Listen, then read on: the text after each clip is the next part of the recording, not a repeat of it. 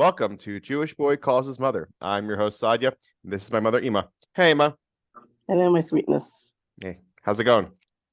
Hey, Baruch Hashem, except that as usual, I'm not so happy about the way I appear on screen. Well, I'm sorry about that, Ima. It's okay. You can't change it, but you can deal with it. Yes. So you were telling me that you had some memory jostling from when you were a teenager. Care to explain? Yeah. Okay, here's what happened. I was desperate to make money because my parents didn't have any. Yeah. So I had an idea. I decided I would write. What? I decided I would write this today it would be called R-rated. In my day, it would have been X-rated story and send it into one of those True Confession magazines. Oh, wow. Sex magazines, the True Yeah. Confession. Like on Cosmo or something. Yeah, the teenagers were into very much in my day. And what happened was my mother read it and said if I sent it in, I was no daughter of hers. But she wouldn't give it back, but she wouldn't throw it out because she said the writing was good.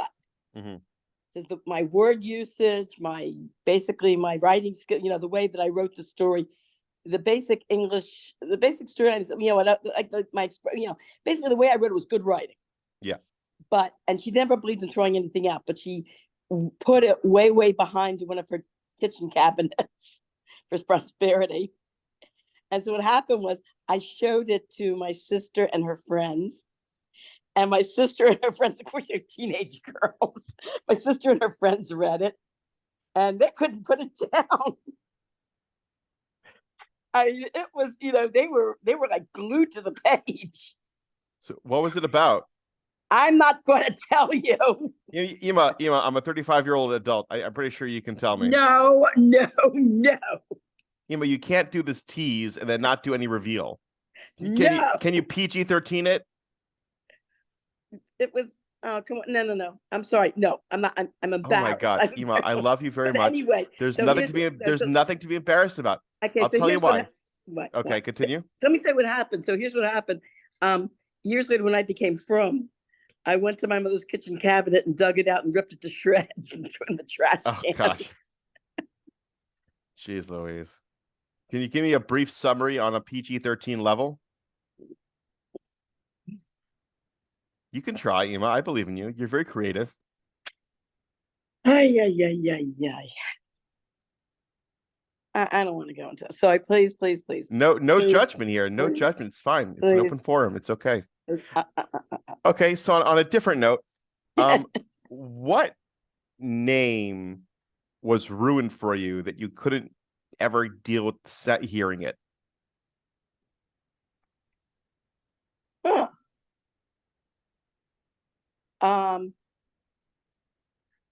That's a good question. Name was ruined for me. I think. Computer processing, please wait. Name was ruined for me that I could never.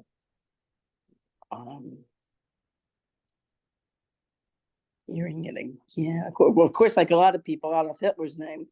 Yeah, I'm pretty sure no one's been named Adolf since 1945. But like, what kind of name? There is a steak seasoning called Adolf steak seasoning. They never changed that. Wow. Okay. I'm trying to think of what wasn't ruined for me. What happened was, did I tell the story about Judy breaking up with a guy named Frank? I think we talked about this. Yeah, right. And every time somebody would say, "Oh, Frank," yeah. Frank, and she would go, Frank, and start crying. So I guess, did you have any bullies that you hated their name? Like any teachers that were mean to you that you kind of felt like you didn't want to hear anyone have that name? No, I was not name sensitive. I was not that name sensitive. No. Okay. I'm trying to think of what. No, I can't think of any. Like when we were being named, did you or Tati give suggestions of, oh, this would be a good name, and then you thought no, I don't like that name? because of A, B, and C. Your father at first, I think, wanted to name you after his Uncle Willie, whose Yiddish name was Wolf. Yeah, Zev Wolf. I know that. Right. And that was one, I drew the lines. No, I don't like the name Wolf. Really? I never liked the name Wolf. It's a wolf. It's an animal. Wolf. I mean, Zev Wolf is maybe palatable, maybe. Now, Chani, your sister Chani, your father also was thinking maybe in terms of feminizing Zev. Oh, Zeva or Ziva? So when at one time Chani was complaining about her name Chani, I said, be grateful. We were thinking about naming you Zeva. And she goes, I like the name Chani. Okay, so what would you say is the worst TV show you've ever watched? Ooh, that's a really good question. Worst TV show.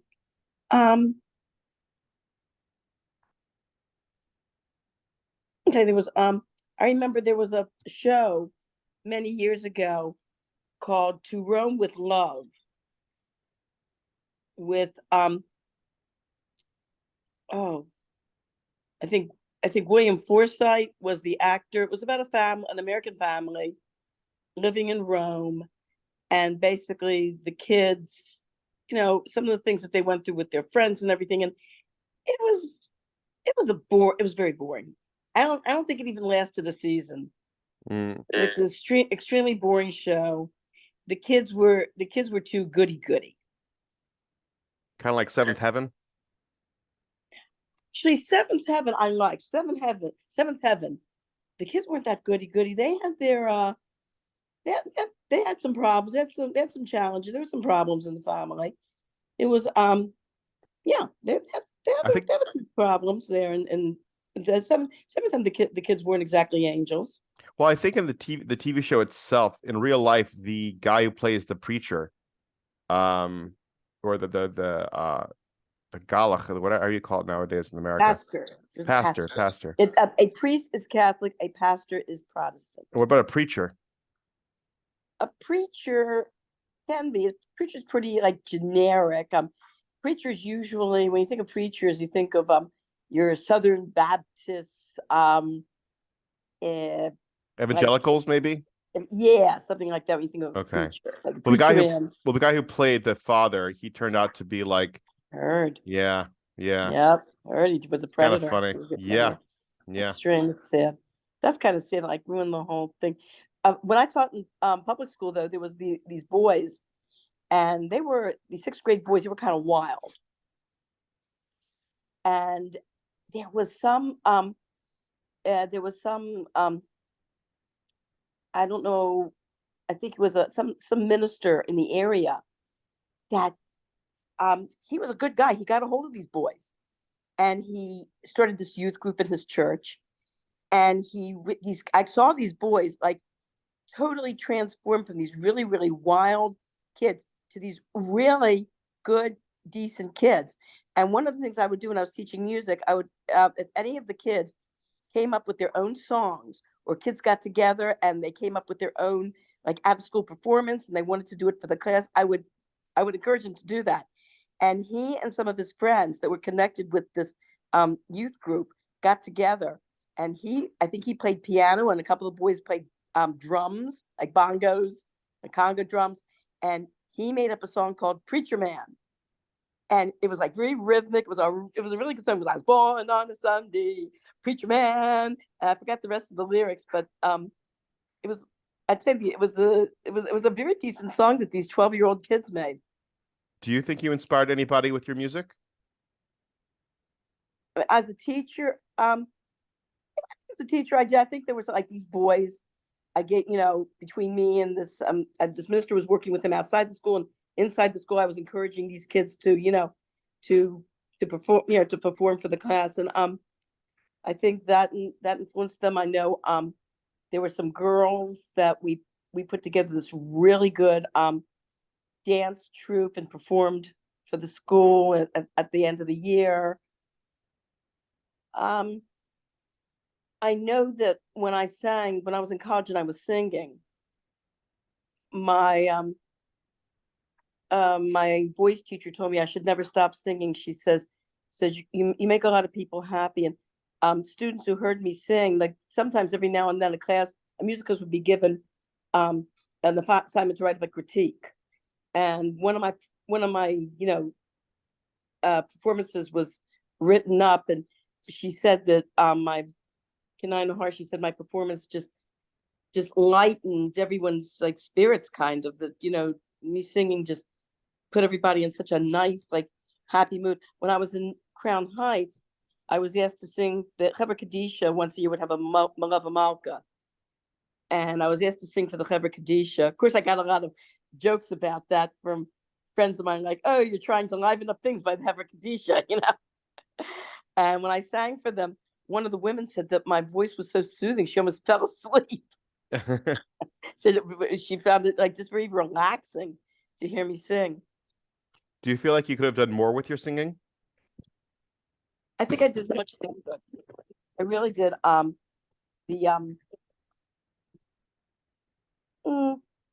don't think to tell you the truth, I don't, a couple people asked me, like, had you not become from, had you continued, to audition and to push your career, as a non-religious Jew, do you think you would have gone to sang in an opera, whatever? I said, no, I don't think so. That field is very, very highly competitive. I saw a lot of people that were better than me not make it in the field, or I think the most I might have done was, I think we spoke about this before, I probably would have wound up singing like some dinner theaters, maybe, who knows. But I don't think I would have made it big in the field, no. So if you made it though, what would you do if you actually followed a dream schedule and you made all your dreams come true? What would those dreams be? I did make all my dreams come true. I know, Emma, fantastic at covering up the answer. The point is, no, I'm telling you the truth. I know. What about taking the dreams you had when you were 21, and if they became a reality, what would they be? Being president of the United States. You had the president of the United States thought process. There was a time I wanted to be president of the United States. Yeah, like fourth grade. Yeah. But I'm talking about. When I was 20. No, it's 20. When I was 21, I wanted to be an anti-war activist. Get involved in the community. A little bit of one, but I never made it to the top. I was one of these followers that wound up just carrying around my little picket sign and never became a big organizer. Good for you. Good for you. So I understand the idea of you don't have regrets, and growing up you don't have regrets, things like that. But what I was trying to say was, when I think about regrets. Yeah. Okay. As far as like money, career, you know what? If you could relive life, what is one thing you would change? You wake up today and you're 18 again. Go. I would have become from earlier. Wonderful. Really, I would have become from later. Why do I feel like that's the biggest load of bull? Hey, wait a minute. That's not. I'm being serious. I'm being serious. Look, I'm a religious Jew. I realize how important it is. I realize how much it fulfills my life. But I still have dreams and aspirations and things I'm trying to do. I think I think when I think of regrets, I think in terms of Mitos, that I should have become more of a listener and less of a talker. I think I was too demonstrative.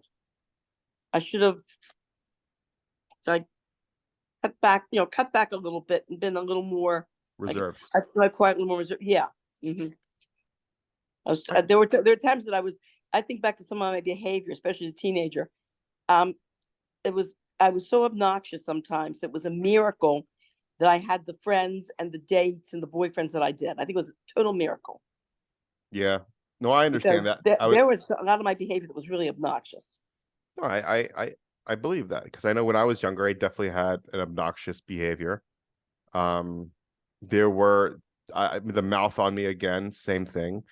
But I think that just comes with time. I'm really having this feeling where it's just like, you are naturally going to act a certain way at a certain age, and there's nothing really you can do about it. And you kind of live life to the best of your ability, and then when you finish your mission, you finish your time here, that's it, and you just, it's over. I hear about that. Yeah. But especially if you're at my stage of life where I heard a comedian say something about there's a stage in your life where you realize you're closer to the end than you were to the beginning. Yeah.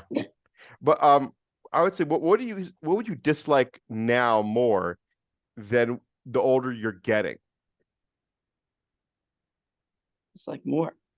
Yeah, like for instance, you're starting to become are you growing impatient? Are you growing disinterested in pop culture? You're right about starting to be disinterested in pop culture. Yes. Yeah. Definitely. I was talking to my aunt who's in her 90s, and she mentioned something to me that she's really starting to lose interest in, like, buying the latest fashion of clothes, because she's where do I go? What do I do? She stays at home mostly with her, with my uncle. They really don't go out that much. They don't, and she's not into like I said, the pop culture and television like she used to be and whatever. And I said to her, I think what it is that the older you get, the more you realize how much of the world around you, especially the pop culture, television, whatever, is so fake. You get closer to seeing true reality. Well, I think it's also, I remember being a kid and hearing from my rabbis and from Tati talking about how we shouldn't give into trends. And when I was younger, I didn't like that. I felt like I wanted to be like everyone else. I wanted to be with everyone else. I wanted to stay in the loop. And the older I'm getting, I'm realizing how smart that really is, because it just seems silly. Like you might get some fashionable haircut or some fashionable clothing, or you act or think of some fashionable way. Well, sure enough, 10 years later, it's going to be really old and you look really stupid. Yeah. There's also like you said, like I'm losing it. Well, I never was a television addict. Yeah. I just never was. It wasn't me. I mean, I had a couple programs that I enjoyed, that I watched, to relax a little bit, to take a break. But other than those one or two programs, I was not a big television person. Like I was never one of these people that would sit and watch television for hours upon hours upon hours. I, other things to do: practice piano, practice violin. Well, I used to be a TV addict. I remember as a kid, I knew exactly what kind of schedule I can have so I can watch cartoons from 1 o'clock in the afternoon until about 6:30 at night. And which channels to go on and watch all the cartoons I needed to, blah, blah, blah. And like the older I got into like maybe one or a few TV shows. So like now I might get into a TV show here or there and like watch it and get into it. Like I just finished watching this TV show called Jury Duty, and it's pretty interesting. It's kind of like a prank reality TV show where they take this one person and they go ahead and put him in a pretend jury duty where he thinks he's doing jury duty, and the situations around the people there get crazier and crazier and crazier and crazier, to like it just feels really weird. And then finally, like at the end, like obviously jury duty is over and it gets revealed to him, but it's really entertaining about how like this guy's reacting. And the funny thing about it is he's actually a really nice guy. So when they do things to try to get him to get upset or be awkward or be scared of people, he actually like is very nice and very sweet and very kind to all the people who are like, one person's supposed to be this weird kind of engineer inventor guy who gives off serial killer vibes, and this guy's like, yeah, sure, no problem, you got this, don't worry, I believe in you, and like just really encouraging. And like people like originally were trying to get him to like get upset, and they realized that he wasn't going to get upset, so they kind of like rolled with the punches. Like they made the whole story around him. They had to switch things up and change things around. It was really, really funny. I really enjoyed it. And so like, what was his reaction at the end when they told him the truth? He was like still flabbergasted. He still didn't believe it for a second. He still couldn't believe it. He's just like, wow, just going nuts. There was something. Well, when I was a kid, we had something. There was a man named Alan Funt, and Okay. he had a program called Candid Camera. Oh, yes, yes, yes. I know that. Yeah, Yeah. and yeah, they have a hidden camera and they put people in these weird situations and they do funny things. Like they had this one of the most popular ones was the talking mailbox. Oh, really? They had the people coming over to the mailbox. They would put mail in it, and the mailbox would talk, talk to them. They're like, of course, they had a microphone in there, and somebody, like a remote control microphone. And there was one where this woman was there with her little girl, and the mailbox started talking to this little girl, and he told her that he says his what is it? He said what did he say? My mommy is the post office that's a couple blocks from here. My daddy's the big post office downtown. I think I saw some old classic candid camera videos of like really attractive teachers coming into these classrooms, and like attractive female teacher for the boys and attractive male teacher for the girls. And then like the teachers come in, they both have the same routine. They come in, they tell them they're their teacher, they start teaching the class, and the principal asks the teacher to come outside, so the teacher leaves, and then the students like react, and like it's very funny how like they react and get into everything and whatnot. Then I'm trying to think what other programs they had. Oh darn it! There was something I wanted to mention. It's just It lost your memory. It's lost them. Yeah, it skipped my mind. Skipped my mind. Ah, darn it. Yeah, it's about some of the reality shows, whatever. I do enjoy watching though. Like me and one of my coworkers today were talking about CSI and Forensic Files, Oh yeah. and how it's so amazing. Like when you know, it's like when you watch Forensic Files and when you look at the world in general. Okay, seems to be a lot of crime. Seems to be a lot of really bad guys out there. It looks horrible, but on the other hand, there's something very hopeful when you watch, especially Forensic Files. You might see, criminals. You might see a lot of really horrible, perverted, bad guys. But on the other hand, you see really good people, the police, the detectives, the forensic people. You see a whole team of people who are good, decent human beings who they are out to stop these guys, to stop these bad guys. And they use every resource and effort they possibly can. There's especially some of these detectives. There were interviews with detectives that were so upset seeing like victims who were decent people, who were good, decent people, being murdered by these scumbags, that these detectives, in fact, it happens more often than not, would say that they honestly could not, they skipped their vacations, they couldn't sleep, they were determined they could not go on with their lives until they brought this scumbag who did this crime to justice. Well, I have a question for you then. I know when you were younger, you were more cynical in life and more cynical towards people. Were there moments in that time that made you stop and think that there really is good in this world? Is there? Waka waka waka waka waka. There is good. I never felt that everything was horrible. I knew that there was good. I knew that there was good in this world. I never felt. I mean, I have a friend. There was a woman I was friendly with in Baltimore, and to hear this woman talk, oh my God, all she would do is ramble on about, oh, this world is so horrible. Oh, it's so terrible. Oh, just look at what's going on. Oh, it's so horrible. Yeah, I never got into that mode of thinking. And then there's a balance. Yeah, there's some pretty horrible stuff, but there's some good stuff going on. There's some good stuff going on too. And the only thing is, I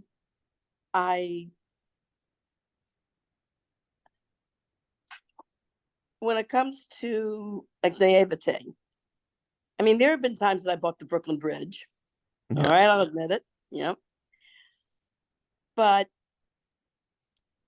it's like there was like this one situation, the Terry Schiavo situation. Yeah. There's somebody who was talking about, a friend of mine, we were talking about the situation at the time, and her idea was, oh, her husband loves her so much. He doesn't want to see her suffer. But no, Ema, And you can't. no, No, wait I a have to minute. stop you from that because What? you've What? talked about Terry Schiavo before, and the fact of the matter is that when Yeah. someone is brain dead and you have DNR and you have the significant person that is there, you know, like if it's meant to be, it's meant to be. At some point when the bills are getting higher and higher and higher, and the person can't sustain the whole situation, you know, then what are you supposed to do? Oh, because of this, I'm going to go broke. No, it's silly and dumb. There were other things that you're. There were other things. No, I that think were it's going ridiculous. on. I have to disagree. Hey, you I can't. have to disagree. You can't cut me off like that, okay? I can have a conversation with you, and when we get political, I can cut you off. I try not to, and I told you, Ema, You don't want to asked my opinion about something, I and asked I your opinion told you about because there this are and that. situations that Okay. I won't go into details, but there have been situations like that where it is so. It to me, it's crystal clear that you're dealing with someone who is not totally honest. I don't know. And I think especially in politics, I think more likely dishonest than not. And I'm just going to leave it at that because you don't want to get political. Sure. Yeah. What does it say in Pirkei Avos about politicians? About politics itself. What does it talk about? What does Pirkei Avos say? What's in Pirkei Avos? It says basically a lot of it's full. Don't put your faith in politicians. They are only out for themselves. Everyone's out for themselves. That's the whole point. This world is greedy, and you use greed to hopefully be productive in society where everybody wins. But sometimes it gets corrupt, which is you have to have checks and balances. You have to have checks and balances. Well, I know there were times I can, especially when I was working behind the deli counter, where I tried to help people. I tried to kind of warn them that they were being cheated, and they thought I was trying to cheat them. Because they're paranoid, and you have to just let it go. And I was trying to be honest with them. I was trying to help them, and they just thought it was because I was behind a deli counter because I was a clerk. They figured I'm trying to cheat them, and said, "No, I'm trying to keep you from being cheated by the big guys here. I'm trying to warn you." And yeah, there's something interesting about. There have been situations where I don't know if we ever talked about this in the past, where I spoke to people that were involved in dishonest situations. And when I told people about what was really going on, they wouldn't believe me. Yep. Did we discuss that one time? I think we've had things similar to that. Yeah. It's a very common theme in life where it's like, I myself had issues where I would try to tell people something or explain to someone something, and it would just make matters worse. Till now, I don't say anything. I don't talk. I don't talk. It's something I kind of realized, like in various environments, I would try to be open and honest and straightforward, and it would just give me headache. It would just be a problem. I'd be having to constantly correct myself or constantly either it came off backpedaling, but I'm trying to explain myself and everything like that when I was just trying to be honest. And and I just stopped. And I give the vague baloney BS responses, and they work perfectly because people don't want to be told the truth. They don't. Well, yeah, but there was I don't know if we went into this, but I had friends and relatives that were working in the Baltimore City Public Schools. Yeah. Who told me they had to give the janitor a $20 bill to get him to open up the supply room for them so they could get their supplies. I went to a supervisor in Baltimore City and I told her this. She laughed in my face and said, "Oh, come on. Do you really believe that I go, I spoke to the teachers and they told me this is what's going on. Yeah. No, I you really believe that. Yeah, I spoke to the people that were involved in it. The worst frustrating thing is when you're like a teenager or when you're a child and you're not believed in a situation where you need to be believed. And it gets very frustrating because I remember being a kid and I remember being in second grade. A kid was making fun of me. So I think I actually hit him. And then I got put in the principal's office. And I told him the kid was making fun of me, explained to me everything. And I admitted to myself, yes, I hit him, but he said A, B, and C. And the kid just denied it, just flat out denied it. And then the parents and teachers believed the kid and not me. And it was just like very aggravating. That's like, I feel like that's one of the worst feelings in the world. Like telling the truth and being told you're a liar. Where there was a situation that one of your sisters was involved in, where somebody was stealing things out of people's lunches. Yeah. And for some reason, the principal suspected her. And I told the principal, I don't think she did it. I'm sorry. I think you're wrong. And he had her in the office and he was grilling her. And he, for a long time, he was like grilling her, trying to get her to admit the truth and everything. And she kept saying, I didn't do it. I didn't do it. Then finally, the girl who did it, this is like just a few years ago, came to her and said, was laughing about it. Hey, remember when we were in school together? I was the one that was stealing the stuff out of people's lunches. And your sister she really laid into her. She goes, do you realize what you did to me? Yeah. Do you realize how I suffered because of what you did? You're laughing about this now. Yeah. Yeah. It's just like, it's very frustrating, but to be honest, you just have to learn to let it go. And that's really the truth because you have no control over it. It's just another BS and you have to roll with the punches, and yeah, it hurts. And yes, it's very frustrating, but you really have to learn to let it go. I think you're right about that. I think you are. I was listening to some program. They're talking about like brain development. And they said that there was a woman they were interviewing who she only could remember like bad things that happened. And they did like, I forget, they said they think that there's something with neurons, with the way that certain patterns are set up in the brain that's very neurological, that there are some people who just totally wallow in the negative. They remember negative things very, very well and cannot seem to remember positive things. Yeah. I mean, there's an actual neurological thing that might be going on there. Well, no, it's what it is that like you think negatively because you think that's what's going to save you or keep you safe. You have those moments where you're like, if I think negatively, I'll be fine. And then I'm going to be okay. And then I'm going to be safe. And you don't realize that's a lie. And that every time you think negatively, it hurts you. Well, it depends. Like, for instance, if you're going, like, I had an incident where I was walking along the street. I was walking next, in fact, I was walking by Union Memorial Hospital. And I had to get to a part of the building where the offices were. I had a nurse midwife appointment. And there was this man that was walking in front of me. And when he turned around, he saw I was behind him. All of a sudden, he slackened his pace. Started to walk real slowly. And I said, uh-oh. And so what I did was there were some steps that were leading into the emergency entrance. And I very quickly ran up those steps and ran into the emergency entrance. And you're really not supposed to go through there unless you're personnel. And I went to this woman was sitting at the desk to check people's ID, whatever. And I came up and I told her what was going on. She was real nice. She told me here, she goes, where do you have to go? And I told her the section of the building I had to go. So she let me in. She let me in and she showed me like which hallway to take to, get to the area that I had to get to. Okay, good. That's a difference. That's not negative. That's here's the thing.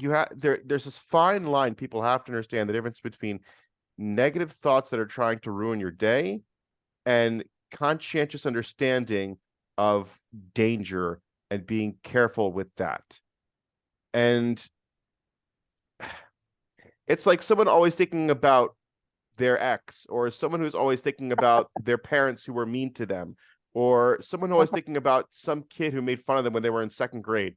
Like that negative stuff where it's just like you're only hurting yourself. Well, I had a funny thing that happened when we had a Shabbos guest. Did you ever hear the story about our Shabbos guest? Well, I don't know. It could be Okay, anything. we had one of our Shabbos guests, and he said, he went to Sudbrook Junior High like I did, and he recognized me. He goes, I remember you. He says, you were in my Spanish class, you were in my math class.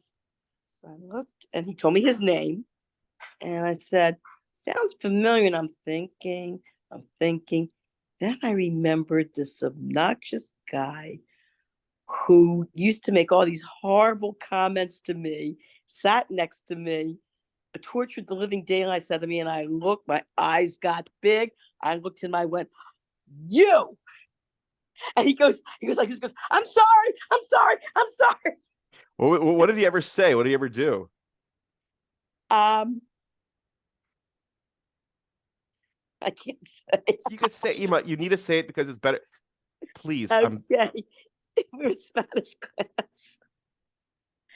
And he kept snapping your bra. This is kind of R-rated. Was he snapping your bra or pulling your ponytail? No. Okay, so what else was he doing? Okay, he was making comments though about my female anatomy. Oh yeah. And in Spanish, the word for two is dos. Oh. So he would whisper to me, those dos muscles. Oh, I see what you're saying. And and the funny thing was, we all wound up being, as adults, we all became the best of friends. Oh, for sure.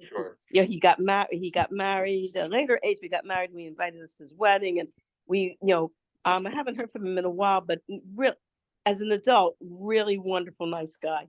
And in fact, I pointed it out to I think it was your sisters or some of your younger siblings. I told them about the I didn't go into details, but I said, kids, here's an example of how people grow and mature. And I said, look, we're friends now.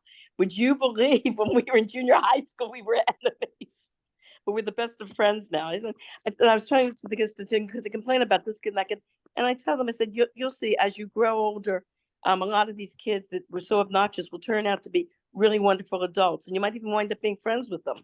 I mean, I so imagine the people that made fun of me when I was younger are probably decent human beings now, 100%. I don't think they're mean at all. I only tell certain stories that happened to me because basically I think it's important for people to understand what bullying is and the issues that coincide when you have, you have people that are different, and then you have, issues because those people are different, and to be aware that horrible things like this do happen and to be conscientious of it. So I mentioned stories that happened to me back in the day, but in general, I don't think it bothers me as much. It doesn't get under my skin. It's just, I don't know. For a while it bothered me, but I over time move forward. Something you mentioned something about kids being kids, people being at different stages of life. I work with babies, I work with toddlers, and babies are babies. They scream, they cry.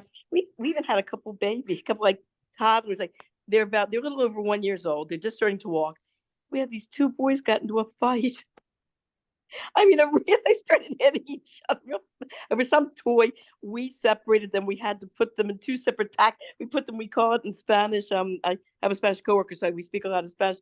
I said, el cochito de vergüenza. It means the carriage, the baby carriage of shame.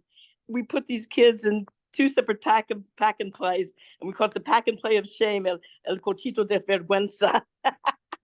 All right, Ema, we're almost out of time. I should tell you that I love you and have a wonderful, wonderful week. Thank you, my